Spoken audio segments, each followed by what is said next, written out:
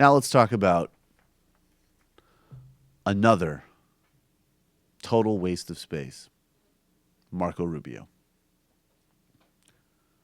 Marco Rubio of the dry mouth, the perpetual deer in headlights, the most...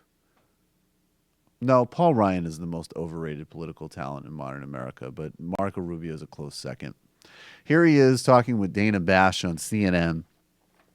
And Dana Bash is going to kind of do a Martha Raddatz to Ted Cruz with Marco Rubio, which is she's going to say a statement that Marco Rubio said about Donald Trump during the campaign, which would indicate that Donald Trump is, you know, not fit to run a chain of like Foot Lockers, let alone be president of the United States.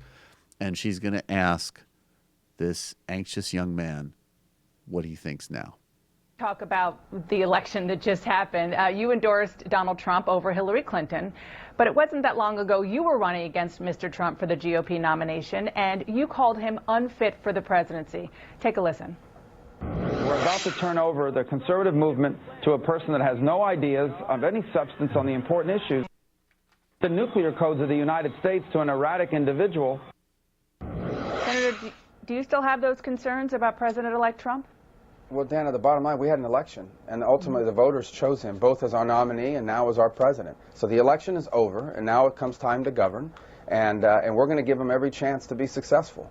And that's what I'm focused on now. At some point, elections end, and the governing needs to begin. So we'll have another election for Congress in 2 years and another election for president in 4. But right now, my hope is that this president is given the opportunity, this president-elect is given the opportunity to be successful.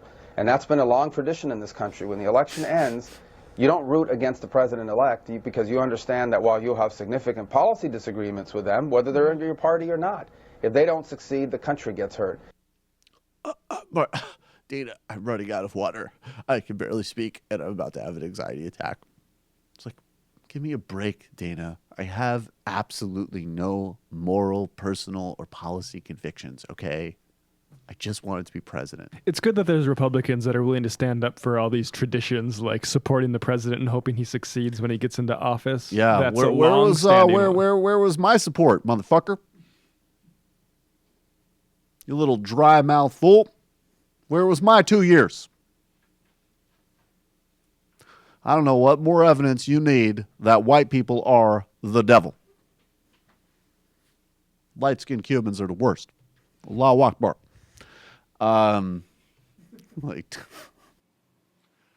Hey, it's Sam Seder. Why don't you subscribe to this channel? You can do so right over here. Subscribe.